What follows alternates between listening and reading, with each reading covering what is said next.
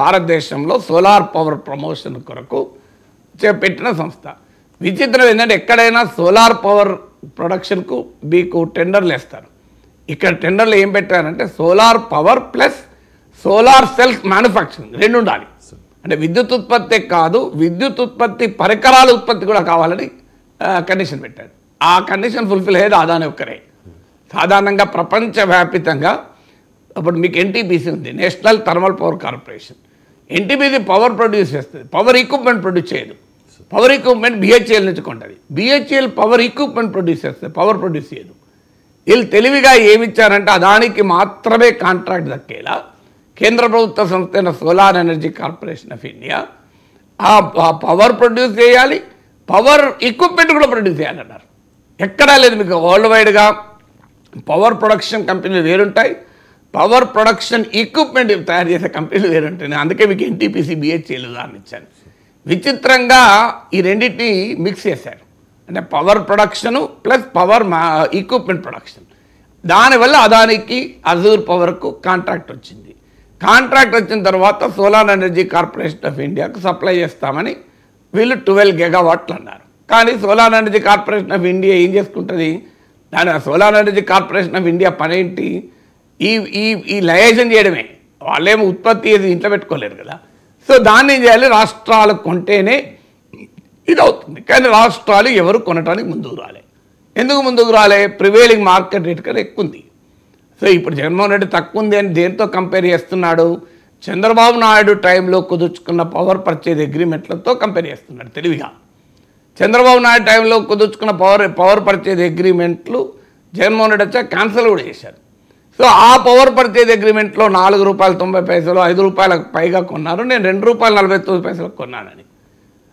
దానికి డెఫినెట్గా తెలుగుదేశం ఆన్సర్ చేయాలి. మరి మీరు అధికారంలో ఉన్నప్పుడు అంత కాస్ట్లీ పవర్ ఎందుకు కొంటామన్నారని. కానీ కంపేర్ చేయాల్సింది ఏంటంటే జగన్మోహన్ రెడ్డి ₹2.49 కొంటానని ఒప్పందం చేసుకున్నప్పుడు ఆ రోజు ప్రివేలింగ్ మార్కెట్ రేట్ ఎంత? దాని మీద ఇప్పుడు కేశవ్ ఆ రోజు పబ్లిక్ ఇంట్రెస్ట్ లిటిగేషన్ వేశాడు. సెంట్రల్ ఎలక్ట్రిసిటీ రెగ్యులేటరీ కమిషన్ ముందు, స్టేట్ ఎలక్ట్రిసిటీ రెగ్యులేటరీ కమిషన్ ముందు ఫిర్యాదు చేశాడు. సిపిఐ రామకృష్ణ పిఐఎల్ వేశాడు.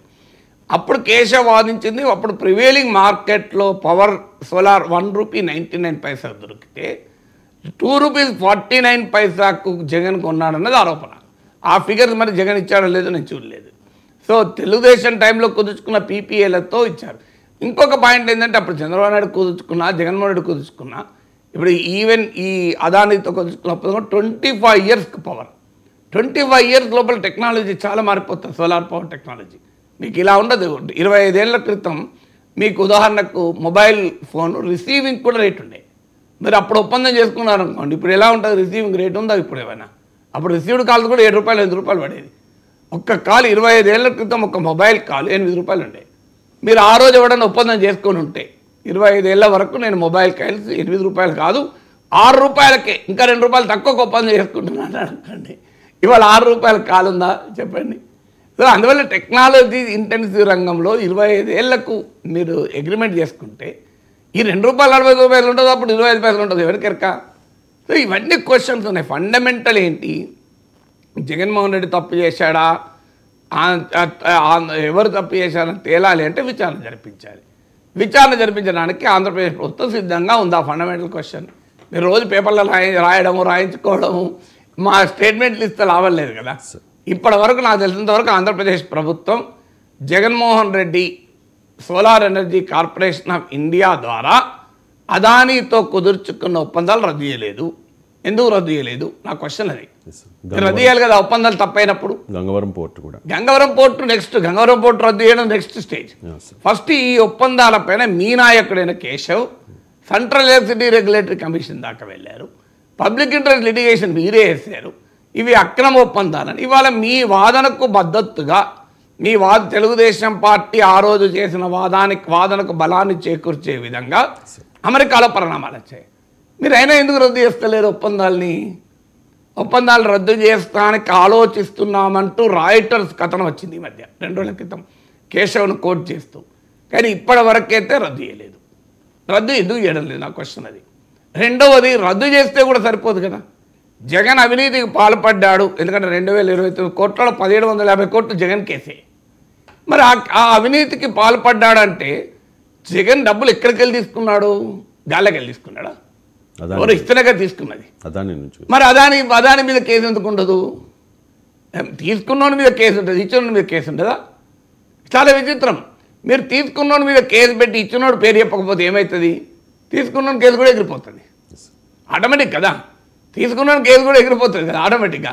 ఇప్పుడు జగన్ను అదానిని కాపాడే క్రమంలో ఇది జగన్ కూడా వదిలేస్తుంది. మీరు చూస్తుండండి. నా అంచనా అయితే ఈ కేసులో ఏమీ కాదు. I want to be proved wrong. నేను నా విశ్లేషణ తప్పని నిరూపించబడాలి నా కోరిక. కానీ నా హంచ అయితే ఇది ఒక 4 రోజులు మాట్లాడుకొని కంప్లీట్గా కామైపోతుంది. టీటీడీ లడ్డు లాగా. టీటీడీ లడ్డు ఇప్పుడు ఏ ప్రొసీజర్ మనకి ఎక్కడ విచారణ జరుగుతుందని వార్తలు వస్తలేదు చూడండి.